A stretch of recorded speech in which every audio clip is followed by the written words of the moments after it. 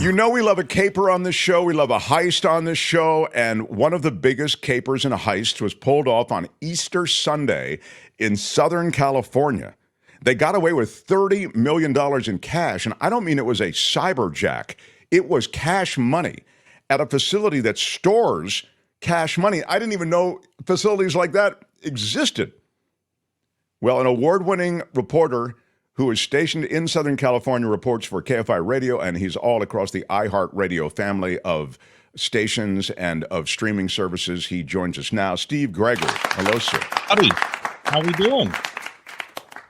I'm well. I'm excited that you're joining us for a quick hit because I was astounded that this was a perfect caper from the looks of it. I guess they got into this facility. They had to know how to get in. They had to know how to not set off anything but, I guess, one alarm, Steve. I was seeing that one alarm went off, but it wasn't an alarm that contacted police. I don't know where that alarm went, but it didn't go to anybody who was stopping the caper.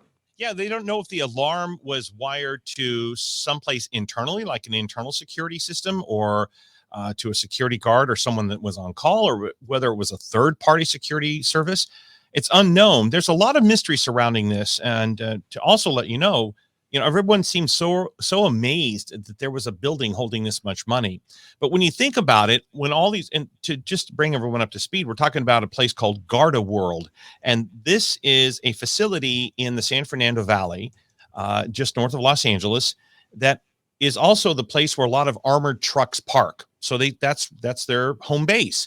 And then there's this big concrete building, very nondescript, no signage or anything like that in the building itself. But when they make all their pickups, they have to have some place to store the money until it can be given to a bank or the Federal Depository or wherever its final destination is going to be. There has to be sort of a clearinghouse or a place to store this cash. And that's this place. Oh, that's great. I thank you, first of all, because I couldn't square it, and that totally explains it. Okay, yeah. Go ahead. It's just like any other warehouse where you deliver product, and you've got to have a holdover place or a warehouse to store it until its final destination. So in this particular case, we're finding out now that sometime on Sunday, Easter Sunday, between noon and sometime in the evening, there might have been this activity going on because no one was around on Easter Sunday.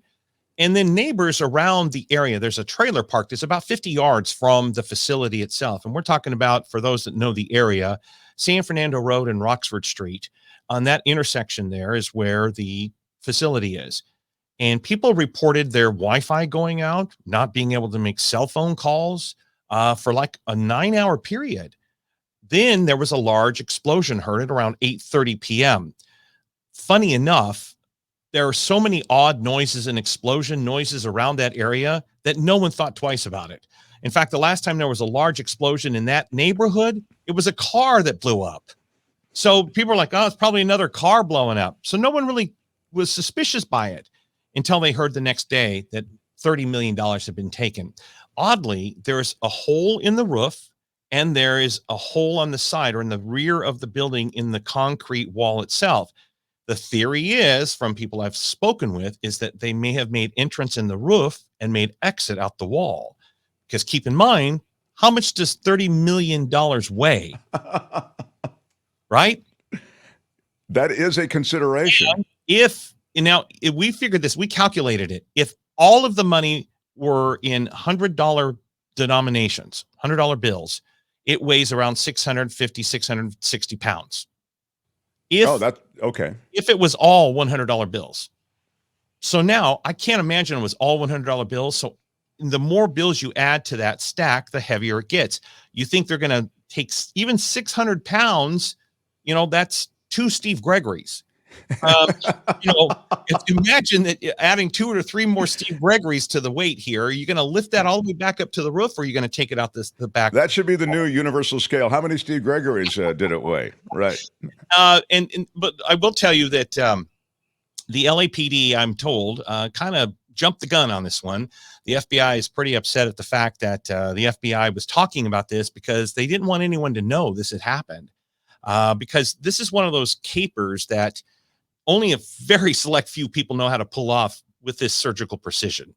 So they immediately hone in, these federal investigators immediately hone in on this MO. Like when they go in there and start looking, they're going to look at the way the wall was cut. If there was an explosive used, is there any residue of explosives? They're going to look at all of those materials, and then they're going to cross-reference it with people who commit similar crimes.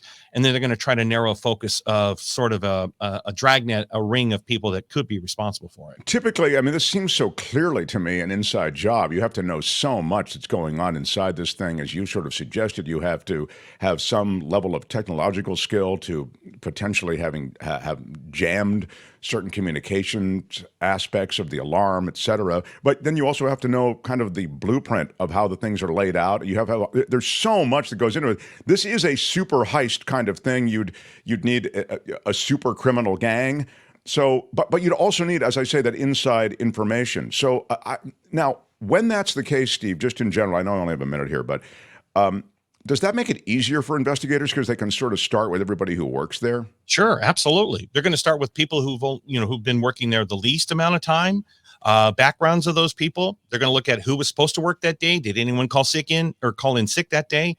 Yeah, it's all the stuff you see in the movies. That's the stuff they're going to look at. And then there's a lot of other sort of forensic stuff that they're going to be doing that we're not aware of. But that there are still some unsolved capers. There was that one that happened on the 5 freeway, that the armored truck that got robbed with millions of dollars worth of jewelry and cash, that remains unsolved to this day. So that came out of the Bay Area. We know we have a huge Bay Area audience, and so we know that story very well.